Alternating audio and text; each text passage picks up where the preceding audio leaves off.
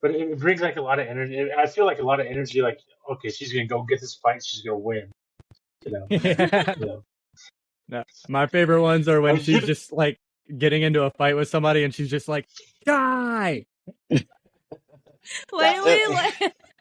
Dude, oh my gosh, the other day, so Shubs baited someone to wrap around the building, and then so I went behind the dude, and he whips out his RGL, and I'm like, okay, you trying to kill Shubs with an RGL. All of a sudden, there's just a vengeance came inside of me, and I just screamed die. Like, literally screamed die twice. Hey everyone, and welcome back like, to the Don't even Overthink the It mic podcast. I am me your host, out. Donny. And I have a And brand with new me, mic. as always, is Irish. Hello, everyone. Well, Irish, today we have kind of a special guest in today, so should we get started? Oh yeah, looking forward to it, man. This is going to be a fun one. Absolutely. In today's episode, we have some very special guests. They are a dynamic and powerful duo of the DMZ community. Today we have Shubs and Ari. Welcome Hello, in. hello. Welcome in, Shubs and Ari. We've been kind of talking about this and planning this out so it's exciting to have you guys here. Yeah, no, I've been looking forward to it too. Same. Last one we had was legs not too long ago, so it was a pretty exciting one to have. I think That's awesome. We're trying to, start 2025 off with some quality, good people. We got a couple people lined up already. You guys being the first, so yeah, I think this is going to be a good time. And I'd say in the next few months, you're going to see some pretty well-known people. It's going to be pretty exciting. Can't wait for this. So to start us off, let's go ahead and let me just ask you a question real quick. And like we said before, without getting too personal or anything like that, tell us a little bit about Shubs and Ari, and what got you guys started into the gaming process. Well, I mean, in the time that we've been dating, there was a few different games that we had played. Like, we played a lot of Minecraft, like when we first got together, and then like as time went on, like we ended up getting her own PC. And when DMZ rolled around, like I kind of went into DMZ with the mindset of like I wanted to create content on that game. And around like season 4 or so, Ari had started playing with me, and then that was when it like kind of shifted a bit to where it was more about both of us. And I figured that was like the push of like I wanted to do that to be different, and like I thought we had a pretty good ability to work together and kind of help her learn the game. And honestly, I think we've been pretty successful with that in the long run. Yeah. So yeah, go ahead, Donny. So honestly, yeah, you guys are probably one of the most, probably other than maybe 2 or 3 other couples out there that I know that stream live. You guys seem to work pretty well as a team, and I guess that comes along with you guys knowing each other for so long and stuff. Yeah, I mean we've been dating since 2017. So I mean we were together for years before we even really started playing DMZ, obviously. But like I said, I mean, like we even had the experience before in other games where we had learned that like other games together, even though they weren't as like intense as DMZ. Like DMZ on its own is a very, I guess, just fast-paced game compared to the other stuff we had played before. But I think it definitely helped. Yeah.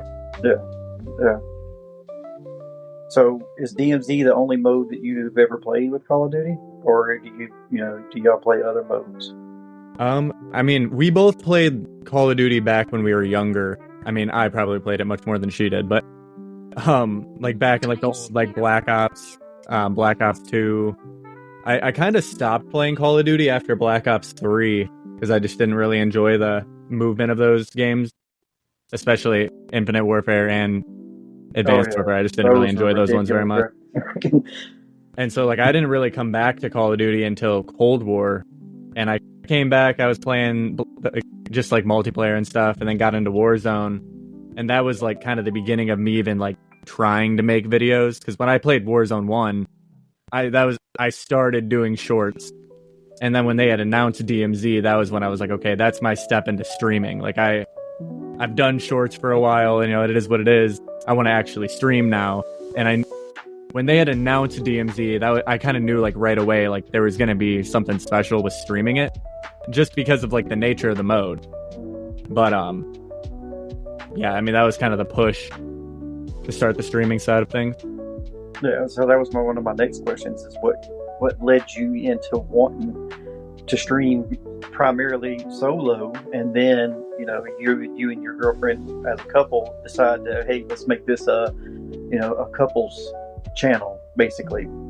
Well, I will actually say, so in Black Ops Cold War, they had a mode, it was called Outbreak. I don't know if you guys played that at all, but that was it was a zombies mode that actually had some like DMZ elements in it back then, but obviously it was much different. It was actually more like the MW3 zombies than DMZ, I guess, but that was the first mode of Call of Duty that we really got into together. So it was like when I started playing DMZ and I felt like obviously there's more to do than just fighting other teams, which obviously that's all it's kind of turned into now. But at the time when we first started playing together, we were still doing the missions, we were still doing all of that. So it was kind of focused on helping her get to that point, I guess, where she was comfortable with the PvP side while we got, I guess, acquainted with the mode by just doing missions and stuff like that. So I want to reach back. You said something earlier about the movement that Black Ops had, Black Ops 3, and then you just kind of fell away from that because of the way the movement was. What do you think of the movement now now that they put the Omni movement in to Black Ops 6? What do you think of that? My personal opinion is that they need to pick a movement system and just stick with it. Like the fact that they keep changing it is my problem with it. And I mean, like, people complained in the beginning of Warzone 2 about there not being slide canceling, and then they came out with MW3, and people were complaining about slide canceling being back, and then they come out with Omni movement, and people are complaining that it's like too much movement. And it's just like, at this point, like, you're gonna have people that complain about it. But to me, I just want to have something consistent that I can be used to playing. Because now, especially still playing DMZ, if I go play Warzone, like, I feel like it's an entirely different game. And it's not. But it feels like it. Yeah, because we used to play the boot camp. Yeah. And it had the Modern Warfare 3, which to me, I really liked the movement in Modern Warfare 3. I hope that if there is another DMZ in the future, they adopt the Modern Warfare 3 or something relatively close to it, and not this Omni movement. It's too much. Yeah, I definitely think Omni movement can be a bit much. Yeah, but I really enjoyed the Modern Warfare 3 movement. I think it was like spot on. There could have been little things. If they had just kept DMZ going into MW3, like, it probably would have overtook Warzone in the actual player numbers. Yeah, and I've said this statement so many times, dude. I don't understand why they ever attached the mode DMZ just to Modern Warfare 2. They should have put it in Warzone, and it just been a mode within Warzone. Yeah. Well, in my personal opinion, I think the biggest reason why they cut DMZ off was because of the monetization that they chose to go with for the mode. Like, when they added in 15-minute guns and then the UAV skins and two-plated skins, all that stuff, I think it very much took away from their initial vision of what DMZ was supposed to be.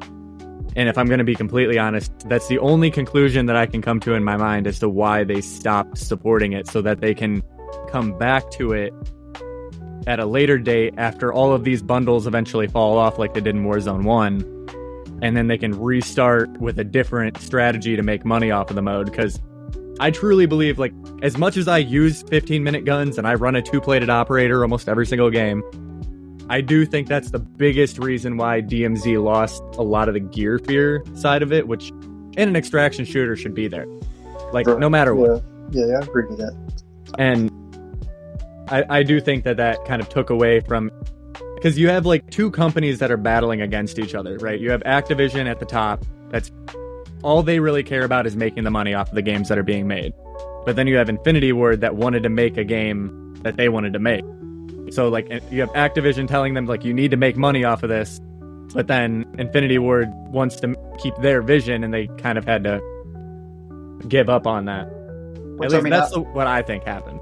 And I think that's crazy because, I mean, I could think back to Call of Duty, going way back. And Infinity Ward pretty much put Call of Duty on the map with Call of Duty 4. Definitely, yeah.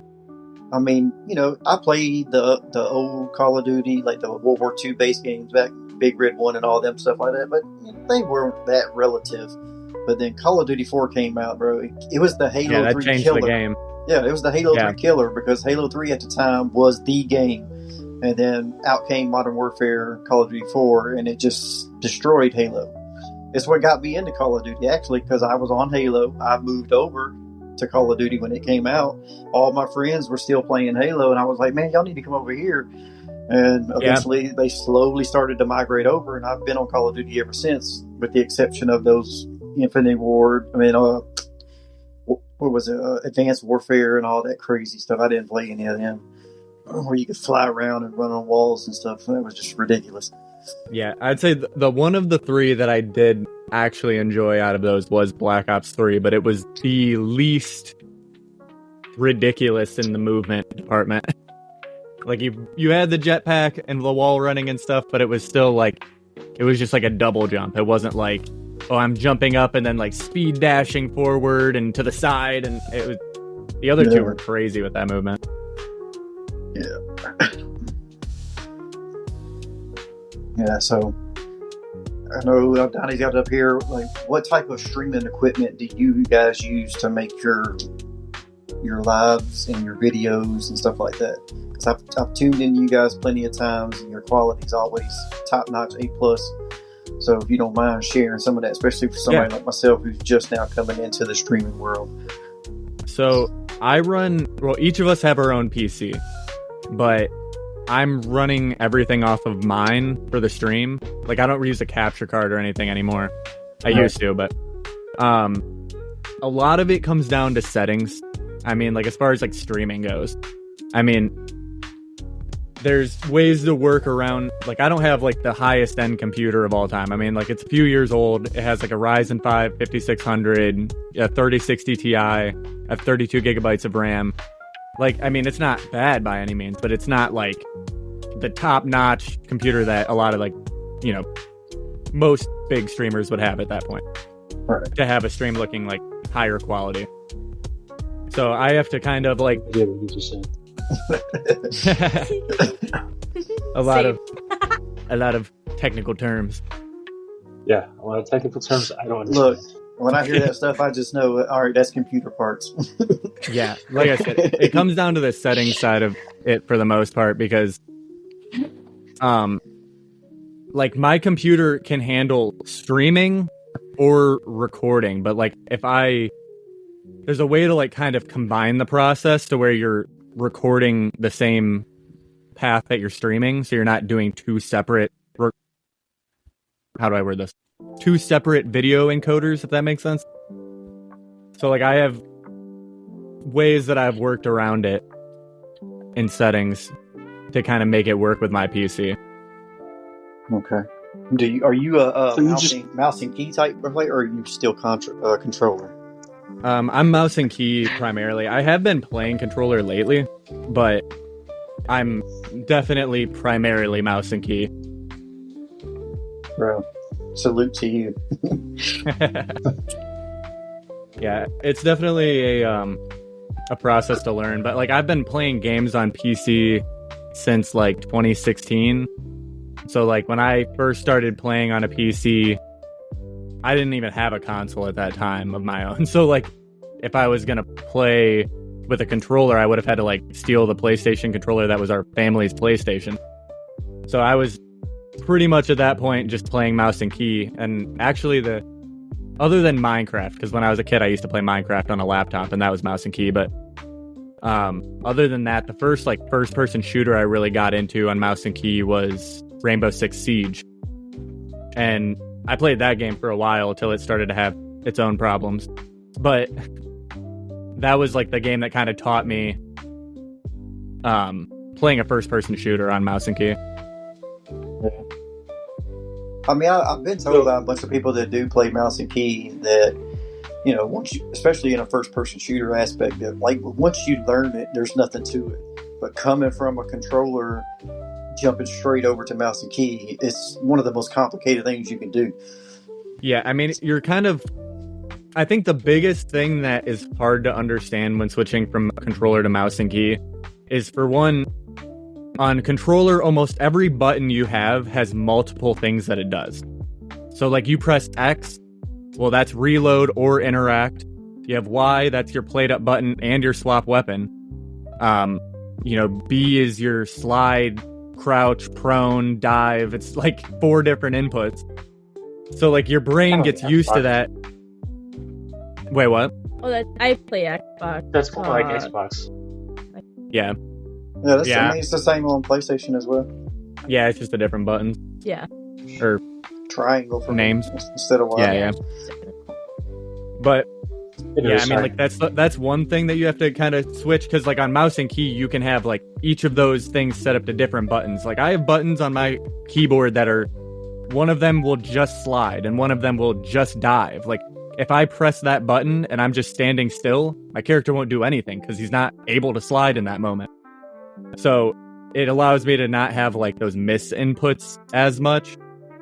And then in addition to that, the other thing that's very hard to understand for going from controller to mouse and key is the difference in aiming. Because on controller, a lot of the aiming comes down to not only how much you're moving the joystick, but how long you're holding it down. So there's a big timing aspect to that. Whereas on mouse and key, it is all based off of the distance that you move the mouse. So for you, or for someone playing on controller, you know, you're kind of limited in a way to how fast you can truly move your camera in the game, depending on your sensitivity. Whereas I always know if I move my mouse from this spot to this spot on my mouse pad, I'm going to move that much in the game. And there's not that like timing element to it. Yeah. I mean, because I've heard the argument that, okay, well, it's not fair that controller players have aim assist over mouse and key. But here's my argument as a controller player is the reaction time of mouse and key is so much faster than a controller player any day. Yeah, and that's why I don't complain about it. To where, you know, you could literally, and plus you got the motion of your whole arm and wrist, and we got a thumb, and that's it. Yeah, exactly. So, I mean, it is. I feel like it's kind of significantly more in a way. difficult. Yeah, it is significantly more difficult to accurately aim on a controller. I agree. I'm not gonna lie to you, since I play in controller, my sensitivity is 1616 on COD, and it makes it way better. Way faster. Like, it looks like mouse and key. I gotten told that I look like a mouse and key and I'm a controller. Yeah, that's crazy. I'm like way down there. I'm like 7. I love my 1616. I like it fast. It makes you feel any better. Like on my controller, I run, I think it's 10 horizontal and 8 vertical for my sensitivity. Like I'm not even that crazy 16 is ridiculous. I'll be spinning around in circles. I very much enjoy it. Get motion sickness and start throwing. I actually do mouse and key on Minecraft. That's kind of funny. I hate controller on Minecraft. Now, what was the funny how it depends on the game. First game that you ever played that you could think back to ever playing? We've asked this question to each other and other people that's been on. Like for me, the first video game for me was Super Mario Brothers. Yeah. The worst and best memory. Well, I gotta think for a second. The first game I remember playing. Oh man, it would have to be like something on PS2. I have the worst memory. I'm just gonna say Animal Crossing because it's like majority. Animal Crossing. I love it. I'd say the first game that like I truly, I guess, remember playing was Super Smash Bros. Melee. Like that was the first game I remember truly like playing. I've played except so like be good at. I can't keep track. I've just played so many different ones. Like so many. Yeah. Yeah, I would say like that one, and then also Luigi's Mansion was another one. That was the first game I 100% completed. That game was so fun. Yeah. That was one game, I got stuck in that game for such a long time, and like it was just because I was a little kid and couldn't figure it out. And then I remember like I finally like got through it and beat the game, and I was so proud of myself. I was like 6 years old or something. Yeah. So I have a question for you guys. This is for each of you. This is even Irish. I can't believe I haven't even asked Irish this question. So you're sitting. It's a quiet evening, or for you guys, it's the morning. You guys play really early in the morning. Yeah. You guys sit down, getting ready to play. What's your snack? What's your drink and snack? Ooh. So I'm gonna share mine. Yeah. Mine's a Pepsi. When I play the evening time, mine's a Pepsi and Reese's, or a Swiss roll. Yeah, that's a good one. That's mine. I'd say probably. I mean, we both usually have an energy drink. No, so I can't have it. My GERD. Oh, well, still. For me, it would probably be like a C4. Like I don't even know what flavor, man. I just grab a random one at this point. Yeah, that's true. We've been getting coffee. Mine would probably, it would depend on what time of day I'm playing. If it's at nighttime, it would probably be more than likely Dr. Pepper. No snack though. If it's during the day, probably coffee, depending. If it's early morning like this morning, I was streaming a little while ago. I had a couple cups of coffee. Also, no snack. I don't try to eat while I'm playing because I can't like multitask like that. Yeah, I usually avoid eating while I'm playing too, because if I snack, I usually just actually get hungry for a meal at that point. So I'm like, I just avoid food until I'm like ready to actually eat. I'm really good at multitasking. I can multitask in some areas of life, but eating while I'm playing a video game and streaming at the same time, there's no way. Yeah, it's tough. I've done it. Oh yeah, I've seen plenty of people do it. Salute to them. I just can't. I forget about it, and then I remember like an hour later, and it's just like cold food sitting next to me. Yeah, because I was playing with Goofy and Legs this morning, and Goofy, he microwaves his coffee, so I was giving him a hard time about his coffee, and then a couple other people were in the chat like, I microwave my coffee too because I'm playing the game and it sits there and gets cold. I'm like, no, dude, I can't microwave coffee. That's like microwaving French fries. It just doesn't go together. Exactly. I've never tried it before. Or potatoes. You don't microwave potatoes either. Like baked potatoes or anything like that. Nope. All right. So the next question I got for you would be, for anybody that is out there right now that's a gamer that comes into your chat or other streamers' chats and has thought about doing streaming or whatever, what kind of advice would you give them into getting going to point them in the right direction? Some people's ideas are just unrealistic. They're going to just start streaming and then next thing you know they got 500 subs. It don't work like that. But So, what would you say to try to give them like some encouragement into doing it? So I'll just kind of give you a story to answer it, I guess. So I started streaming. My first ever stream was January 31st of 2023. And I had 0 people watching the entire thing. And that was that way for about 5 or 6 months or so. Well, I guess 5 months, because it was sometime in May is when I met Skelly. And so when I met Skelly, like before that, the only real person that I had watched at all was, like the bigger streamers. I had watched Onyx, Fixate, Lucci at the time. Like, I had seen them, but like I never really was like watching the streams. Like I would just watch their videos. And, I just kind of focused on my own thing. Well, when I met Skelly, I had just been looking around, and I was purposely looking for a smaller streamer that was like around the size of my channel that I thought we would be a good friend, like somebody that could be my friend. That's another streamer, basically, is what I was looking for. And so I, excuse me, I just stumbled onto his channel, And at that point in time, we were at like a similar sub count, but he had been modding for Wizard, and so like he had like about like 10 or so people that had been watching him. And so when that started, that was like the first experience I had ever really had having anybody in my chat, was some of his people that were, you know, coming over to my stream and talking. And so that's where I'm kind of going with it, is getting to a point where you are in the community and start, like, obviously, like, just straight blatant self-promo is not something that you want to go do. It's just not going to work well. But yeah, going in and being a part of the community is different. Like, you're becoming a part of, you're supporting someone in that way, while at the same time kind of making a name for yourself. And like I said, I'm not saying that to be like, oh, you should go out and just spread around, oh, I stream and blah, blah, blah. That's going in and just making friends in the chat. And so then when people start to see, or even then you start becoming friends with the other streamers themselves, like, they're willing to help give you that little bit of like promotion and getting you going. So, I mean,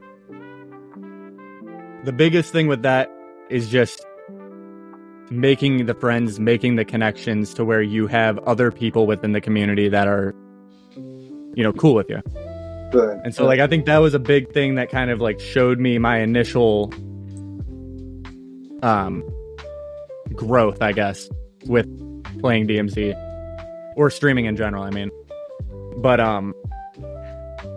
from there, I think consistency is like the biggest thing. Like, you don't need to be the best player out there. I could go down the list of players who are just statistically better than I am. But consistency, like being there at a time when people know you're going to be there, was one thing that I've noticed. It built my channel and has destroyed my channel in the same way, with me being consistent and not consistent and then reconsistent again. And it's one of the biggest things that I think about on a daily basis, is like, what is like the best time frame that I can sit down and do this and still be able to do it a few weeks from now or months from now? Because if I play in the morning for a little bit and then switch back to nights, like, I'm going to lose a chunk of people because they are only available in the morning. Yeah. So it's like balancing that was, and still is, one of my biggest struggles, I guess. But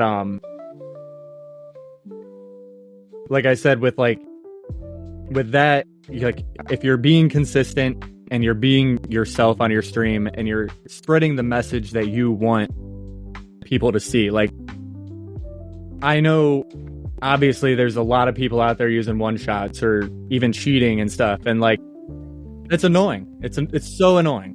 Like, don't get me wrong. Like, I get irritated when I'm like about to win a fight and then the last guy has a one shot and I'm like, damn, that sucks.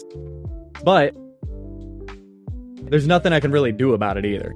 And, you know, sitting there and, you know, if I were to plea out and trash talk or whatever else, like, I could sit there and do that. But in my opinion, I think that's really only egging them on. So I just leave. And that's something that I have stood by for pretty much the entire time that we have played this game, whether it's been one shots or the rocket or the grenade launcher thing that was glitched out for a while, like all of that stuff. Like, if I just sit there and get mad about it, that's all they want. And so I just keep Prox chat off, man. Nothing good comes from having Prox chat on. Yeah, I leave it on because, like, there is some entertainment in it, but I'm very quick to turn it off when it goes south.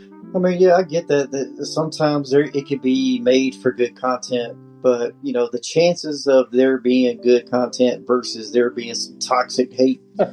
Oh, for sure. You know? For sure. Especially nowadays. It's not the same as it used to be. It's just not worth it to me, so I just leave it off, dude. Yeah. No, I don't blame you at all. If I didn't stream this game like I do, I would be playing with it off. But I completely agree with you about, you know, don't just try to self-promote like that. I mean, you gotta you gotta, connect with people. You just can't go in people's chat and expect, them to do you this favor, putting you out there. If that's all you're doing. I mean, like me, that's why, like, you'll see, like, I play with the people who I think mesh well with my ideals in the game. So, I mean, like, that's where I look for people. Like, I don't go trying to collab with people just for a view. You know what I mean? Like, I'm a little more calculated with that, just because I know if I go play with whoever and they say some crazy stuff on my stream, I'll lose my people because that's not what they want to see. Yeah. Like, they came to watch me for my vision for the game or how I want to play. And so, like, if I am breaking that often, then it's another way that I'm not being consistent for the people that want to watch me, in my opinion. Yeah, 100%. So, along with what you said, creating the content with the people that you collaborate with, what is one of your most memorable experiences that you've had since you started streaming? Oh, man. Well, it's kind of part of the game and kind of not. But through DMZ, I have had opportunities in my life that I don't think I would have ever had without this specific game. Like, I would truly say the most memorable thing that's happened in DMZ was Kev, Grandpa Daddy 70. He gave us the opportunity to move to Florida, and I was working with him for a while till we got back on our feet here. But, I mean, without that, or without having been able to stream this game and connect with different people like that, I mean, he gave us an opportunity that I never would have had without it. It's awesome. That's and cool. I mean, like, I guess if I was going to say, like, my most memorable moment with the game itself, there's a short that I made, like, forever ago. I mean, like, it is well over a year old at this point.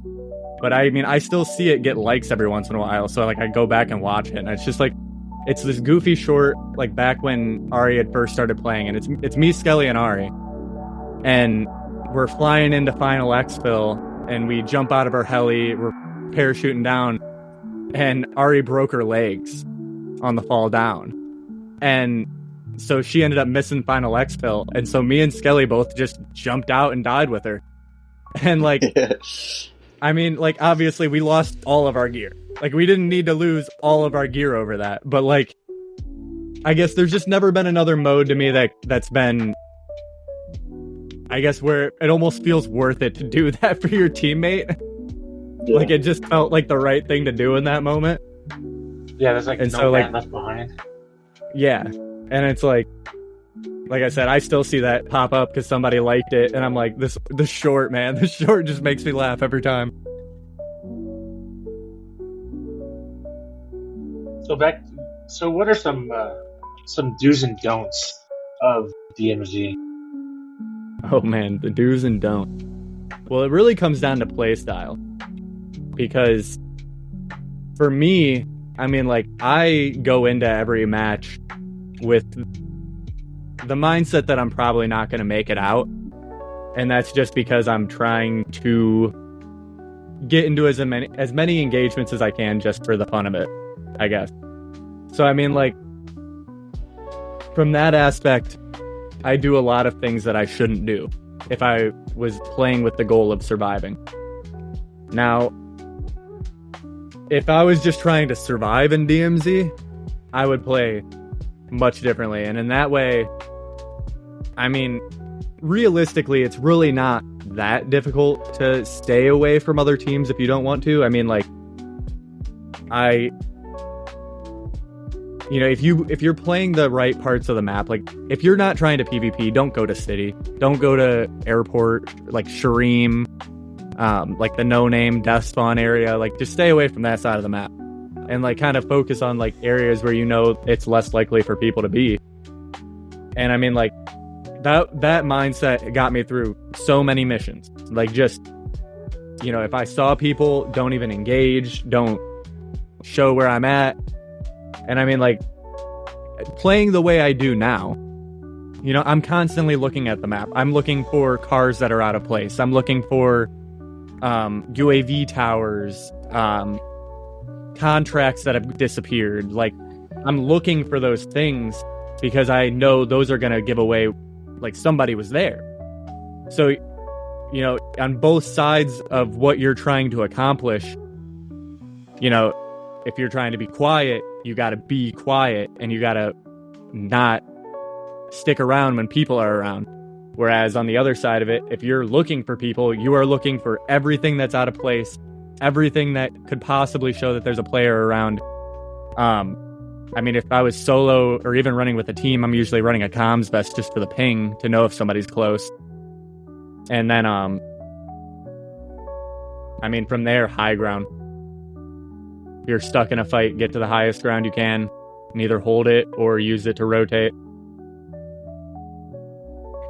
All right. I'm gonna ask both of you individually, what is your go-to loadout? No matter what, this is my loadout right here. Gotcha. I would say, for me, it's going to be the Vel and the MCPR. I agree. Yeah, I Basti, agree. Good choice. MCPR. Yeah, Ari likes that Basti. I like the Basti too. It's just the reload time is too slow. It's okay. You just beat them. If it's not reloading, you just beat them. Just punching. Well, they got knives. You just throw a knife at them. Exactly. Look, man, my knives are or you're throwing a knife on, which I usually do too. My knives are, 50-50, dude. Some days I'm on point, and then some days I can't hit the broadside of a building. That's just how it goes. I will say, the biggest thing that helped me improve with knives in particular is going into the MW2 multiplayer and just doing private matches with bots. And just, that was all I used was knives. And I would just run through on shipment with like 4 or 5 bots and then just only knife. And then, obviously you have nothing to lose. You're playing against bots. But it gives you that practice of just throwing a knife, like, and then, like, centering is a big thing in general in the game. Like, you always want your center crosshairs to be pointed towards wherever you think there might be a player or something you need to shoot at. But that's even, like, more with the knives, because I don't, like, pull the knife out and aim with it before I throw it most of the time. Like, I'm aiming with my center dot on my screen so that I can just hit the button for the knife and it just throws it. That's what I do. And like I said, just like the repetition practice of being in a private lobby with bots, that was the biggest help I've had with it. Oh, trust me, my knives have improved drastically from when I first started using them. Oh, yeah.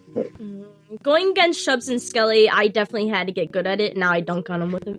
So. I've had some pretty epic knives, but then I've also missed a lot of knives. I had a crazy mountain knife, and then one that bounced off a mountain and landed on a dude's head in a car. You just cut out the ones you missed. Yeah. The beauty of editing. Literally. So I've been skipping my knives a lot. I don't know. I like my dot is center mass, looking at the person, but somehow it hits the ground, and like it'll go up and take their leg off. So I call it my trick shots. When I'm in a hurry and I'm trying to get somebody, I'll look at the ground, throw my knife at the ground, and it'll skip off the ground and go into them. Which it works like 25%. Oh, I love of the time, bounce knives. I call them the bounce knife. It's like I was watching Lando stream last night, and he did knife this dude in 4-stack, and I'm like, how in the world did he do that, dude? That was so crazy. But then he watched it back, and it ricocheted off the wall and hit the guy. That's crazy. I was like, for a minute there, I'm like, this dude's cheating. He's pretty wild with those knives, man. Oh man, that guy's sick. It is with funny. knives. It gets me sometimes with the accusations when it comes to stuff like that, because like it is like sus, right? Like sometimes you have those moments where it's like there is just absolutely no way, but it's just like that random chance that the knife skipped off the wall and hit him. Like because the guy was going for the res and the stairs, and Lando was in that floor directly under the roof that you can drop into, and he stepped out of the door and threw it, and you couldn't even see the guy. I'm like, hold on, dude, what in the world, man? But yeah, it bounced off the wall and hit the guy. That's like, hilarious. What are the odds That's crazy. that it would hit the guy? It's crazy. Yeah, I've seen some pretty wild things happen, and it's just like, that is just such random chance that I can't even be mad. And high up.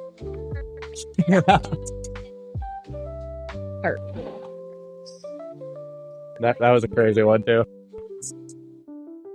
I bounced that high in the air. It just landed on him while he was in the car. Like, out of the car. So he's leaning out of the car when it landed on his head. Yeah. Yeah, and then also you got Dylan, man. His knives are ridiculous, bro. Yeah, you can tell. I mean, I'm sure he has hundreds of hours just practicing knives. Or at least, if not that, then he just has been using them for so long. I mean, in my personal opinion, he is by far the best with knives. With knives, yeah, probably. Yeah. He's absolutely crazy with them. But that's where it's tough sometimes, because it's like, I've died before going for certain things, and it's just like, I'm never going to hit a knife like that if I don't try. And like, Exactly. I've died for it, but I've also hit them before too. So it's just like, I can see where, there's ways of playing this game, like I said, where it's like, on paper, that is a dumb way to play or a dumb thing to do, but it's like, if you hit it, it's like the coolest thing that you could have possibly done. Yeah, yeah, go ahead, Ari, sorry. Oh, no, you're good. The exciting thing is, since I've been recording, since I have a new monitor now to actually be able to record and like have a better quality, I actually have a video that's going to come out of my perspective, and I've thrown some knives that I didn't think I could. Yeah. That's cool. Looking forward to that. Wow. So I know what it's like to miss that knife, and I know what it's like to hit it, and yeah, I mean, I look at some nice. of my knives, and I'm like, dude, that was so epic. I can't believe I did that. See, but then I didn't. But to somebody like Dylan, that's just a typical knife. Now, his ability to hit like the longer range ones are what really get me. Like, he just has like the read down with the drop and everything. Yeah, it's crazy, dude. It blows my mind every time I watch that guy. We've been watching him since before. Yeah, the first time I saw Dylan was when he posted like the 27 kill raid back in the day, and he like didn't even talk in the whole thing. And so like I remember like the first time he streamed and he had his mic on, it was like, oh my god, this guy talks. Yeah. And then now to see where he's at now, it's just crazy. Yeah, it's like me and Donny were talking about it several times before. Like, I never even really knew there was a community out there for DMZ. I just was oblivious to it. I just played the game with friends of mine or whatever. And we were in Ashika one day in the castle and run into Demon and Perf. And one of my friends was like, hey, man, those guys stream. I'm like, stream what? And he was like, the game. I'm like, what? So I looked them up and then found Demon and Perf or whatever, watched them, and then through them I've kind of found everybody else. Yeah. Yeah, so it's crazy, man. But like I said too, I mean, like that was kind of like my beginning too. Like I just didn't really look for the community at first, and that's I was like, when I became friends with Skelly, that's what really showed me. Because like I said, he was a mod per Wizard back when I first met him. He still is, but at that point, I had heard of him, but like I didn't watch streams really, so like I'd only seen like one of his videos or something. And so he's like, no, like watch this dude and like come in on his next stream, say hi. And so like that was just kind of like what got me even started with like talking in other chats and getting to know people like that. I still watch Wizard all the time. But yeah, I mean, like I said, I went through that same process of like 5 to 6 months of just like I played this game and didn't even really like recognize that there was a whole community of people playing it. It completely took me by surprise, dude. I had no idea. I mean, I knew there was YouTubers out there, but when somebody told me YouTube, I thought like Jake Paul, the vlog type YouTube. I didn't even, I never even really put it together that, oh my God, there's people out there that are streaming this video game. And then now here I am all this time later to where that's all I watch now. I don't even watch TV anymore. Yeah, we don't really that much either. I watch a lot of true crime. Yeah, that's true.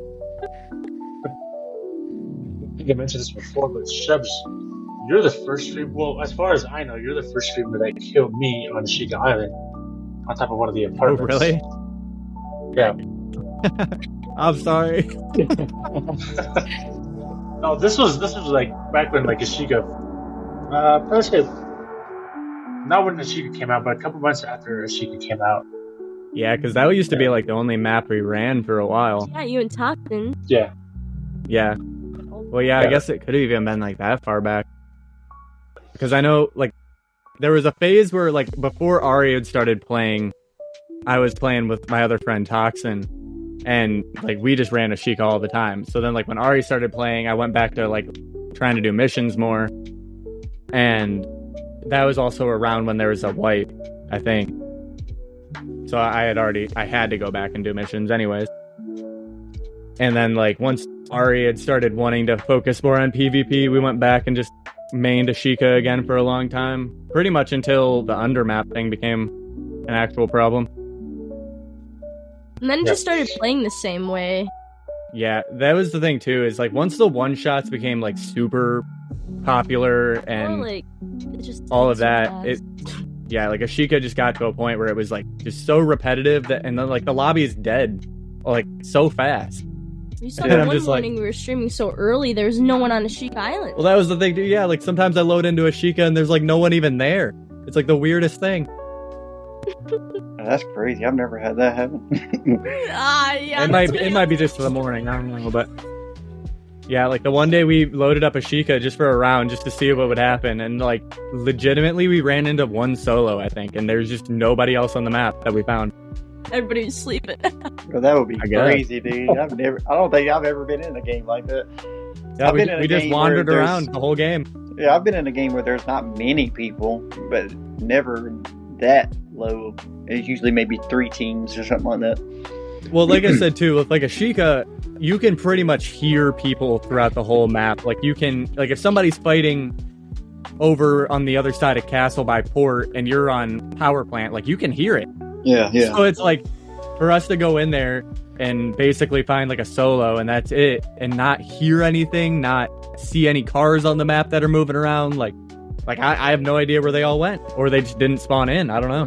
Doing this at like 3 or 4 in the morning. Well, yeah, like I said, that's the only thing that I can think is that it truly just didn't fill that lobby, because it made no sense to me. Or like everybody was a solo and they all just hid. I mean, I've mentioned this in my streams plenty of times. People ask me about Almazy or whatever, and I didn't come to DMZ until like almost season 3. Pretty much when Ashika first came out, whatever season that was, is when I came. Yeah. And the guys that I played with on a normal basis back then, that they had already moved over to Ashika, to where that's all they ever played. So that's all I ever played up until I met the DMC community and started playing with Legs and, you know, Lando and other people, is when I went to Almazy for the first time. So to me, Almazy's a brand new map. I'm still learning it because I have no idea where to go or anything. But with your comment about the one shots and it just being so repetitive on Ashika, I've started to kind of slowly move towards Vondel, just because it's a little bit, you know, more interesting gunfights or whatever, instead of just rushing apartments getting blasted by a one shot. Yeah, and that's where I think Vondel doesn't get enough credit in a way, because like, yes, there are a lot of bots on that map. There's a lot of bots on it. That's just, you know, that's what the map is. But the point of it is to get you to play on the roofs. Like, you're supposed to be like hopping from roof to roof and not really trying to engage all those bots. And I don't know. It's one of those things where I do agree. Like, I enjoy that Vondel makes me play a little bit differently. And the only downside to that map, truly, in my opinion, is the people that just hide in the water. Yeah. Or they hide in the staircases with one shots. But if you're not fighting those two scenarios, like, it's a fun map to fight on. Yeah. But that's where it goes too, is like, I'll just avoid those fights at this point. Like, if I find people that are like hardcore camping any type of building or water or whatever, I just leave them, man. Like, it's not worth dying over. Yeah, I agree. I'd rather die in a fight that I actually got to fight in than jumping in the water with someone who has an F-Tac siege and is just gonna instantly kill me. Right. I try not to get in the water at all on any. Neither do I. I don't trust it at all. I assume, every time I see somebody go straight for the water, I assume they have an F-Tac siege or a pistol or something. Yep. I don't like them water rats, dude.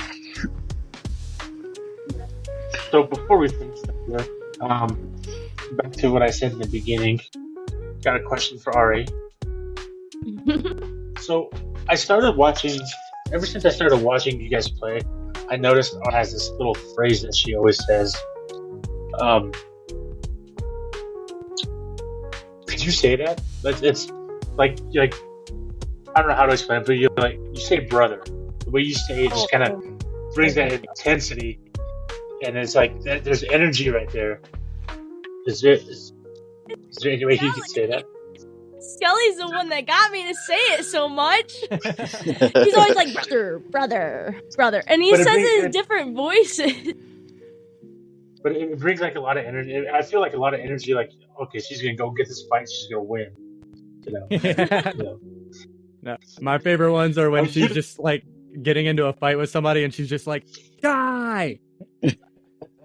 Lately, dude, the other day, so Shubs baited someone to wrap around the building, and then so I went behind the dude, and he whips out his RGL, and I'm like, okay, you trying to kill Shubs with an RGL. All of a sudden, there's just a vengeance came inside of me, and I just screamed die. Like, literally screamed die twice. Like, and even the mic cut me out, and I have a brand new mic. Yeah, that's one thing that I really enjoy watching you guys is the energy that y'all have. It's so intense all the time. Oh yeah, it's fun times. If I'm gonna be honest, it's my mental. I'm not gonna lie to you. I have anxiety, PTSD. Oh my gosh, bipolar disorder too. Some more depression, it's all the better. Then OCD. And ADHD, so it brings a party to the table. It really does, because I just feel all the chaos at once. But people think that the panic is what does me wrong, and actually it makes me kill the people. So I just had to get really angry, and usually they get me to the point, and I just don't miss a bullet. Well, and the thing that but Skelly did I guess make me say it's nice to hear is like that you guys see like that we are trying to just have a good time with it, because it's like I feel like I've seen a lot of people get very upset with this game, and it's like when it comes down to it, like that's one of the biggest messages that I try to inherently just kind of show through our gameplay is that like if you're not taking the game so seriously, it's a lot more fun. So much more fun. Yeah, and I agree, dude. Like I said, I mean, like, we go through and we just have fun, and like, obviously there's those things out there. Yeah, like, there's those things out there that are annoying, but it's just like, it's all part of the game at this point. Like, back and do it again. Yeah, I agree 100%. I mean, I used to be one of them guys that, man, dude, that sucks, man, get all upset, and then, like I said, I found the community or whatever, and people like you, and people like Lando, and, a couple others. Yeah, he's another one that definitely is very good about just letting it roll off his back and going to the next one. Yeah, I mean, it's just a game, dude. It's not that serious. Yeah, and even when it comes down to it, we're not playing ranked.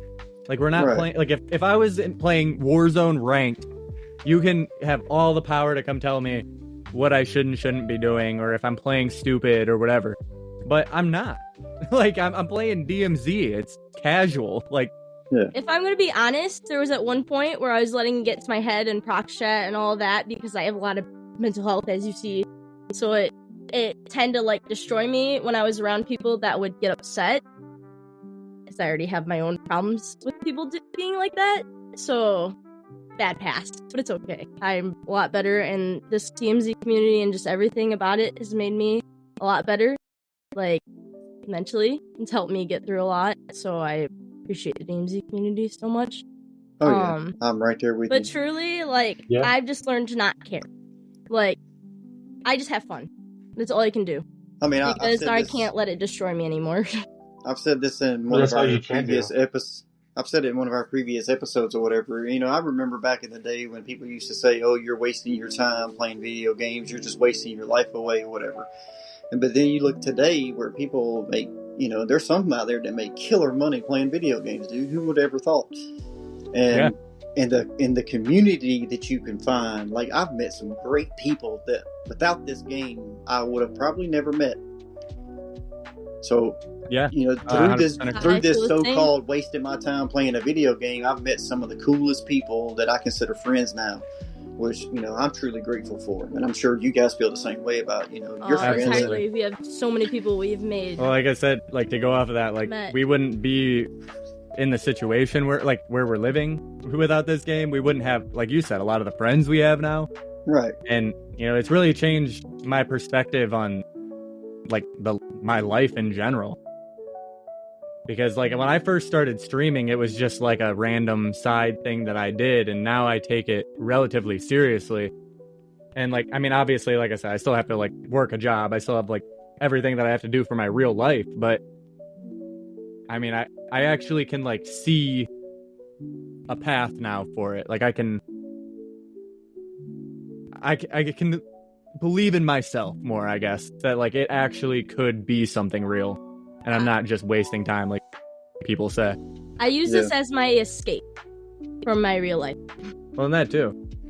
Well, I wish you guys the very best of luck in you going forward, man. I really do. I want everybody out there that's, quality people, and, not them toxic, not them toxic people, not so much, but, the good ones out there. I wish all of you success going forward. I appreciate it. So we're gonna wrap this up real quick, Donny. I'm gonna just read off this last question. If there's anything else, then feel free to jump in. But I know Ari mentioned already she has a video coming out soon. Is there anything that the community, your followers, and everybody like that can expect coming forward? Like any new games, maybe, or any new videos, or whatever in case you might have working on in the background. So, on the video side of things, I'm definitely planning on. So, like she said, she's gonna have like her own video that I'm actually working on right now. But after that, I'm planning on doing more content where it's like split perspective in a way. So, like, it'll still be like a DMZ game, right? But like when we go into a fight and say like I kill one of them and she kills two of them, I'll have it cut between our perspectives as we're fighting that team, given like whatever we're doing. And then obviously I'll have to find a way to like point out which perspective it is. But that's one thing that I have like on my bucket list that I want to make work for our videos. Oh, that would be a good video. And then as far as like, yeah, that's like I said, if I can find the way to do it the way I'm like imagining it, it'll be cool. I just have to figure out, and that's one thing that like for editing and learning editing, it's been a huge process for me, but like coming up with an idea and then figuring out how do I do that in my editor now. So I'll have some things to learn, but that's my next goal. And then as far as like other games go and stuff, I mean, like the hardest part for me right now is I don't know what other game I would go to, because a lot of the problems that DMZ is having are the same problems that are happening in Warzone. And Warzone itself is in like the lowest state it's pretty much ever been. So, I mean, like, there's not really a big reason to jump to that game. Yeah.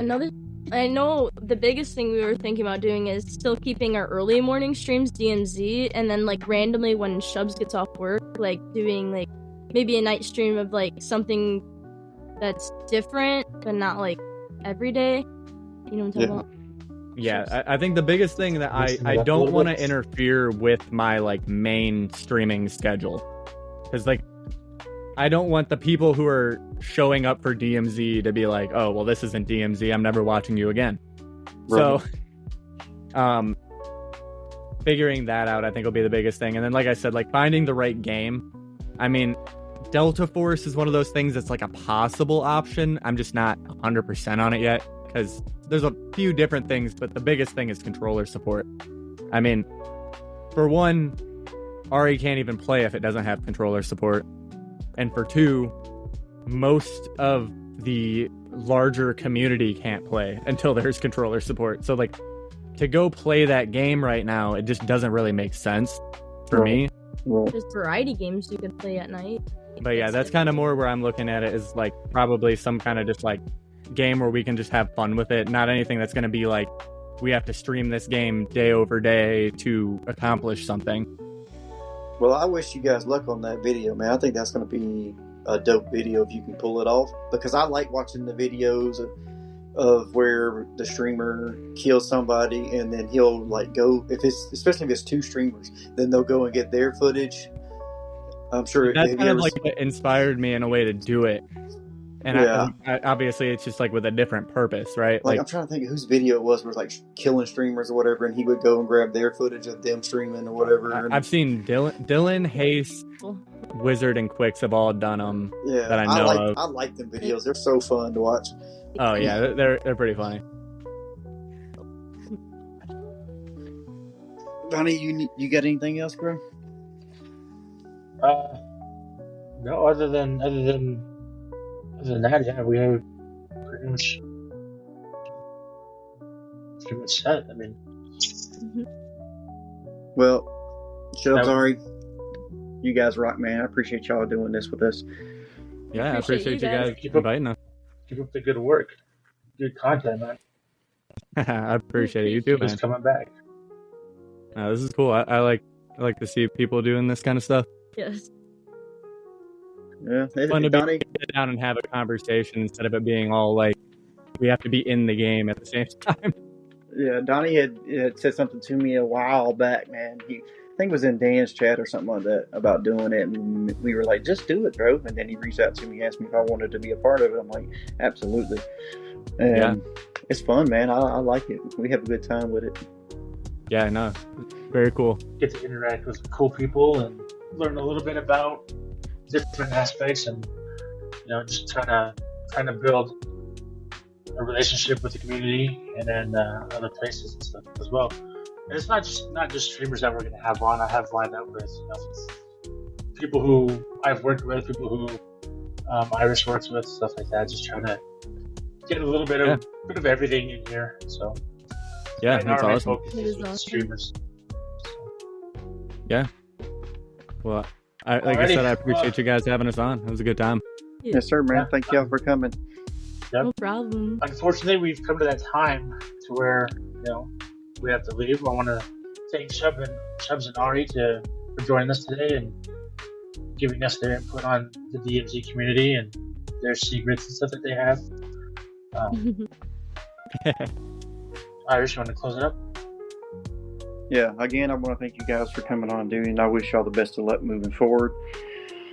And yeah, I mean, well, looking forward to catching your content coming up in the future. Sounds good. Again, thank you guys for having us. Thank you. All right. Alrighty. Until next time, stay safe and don't overthink it.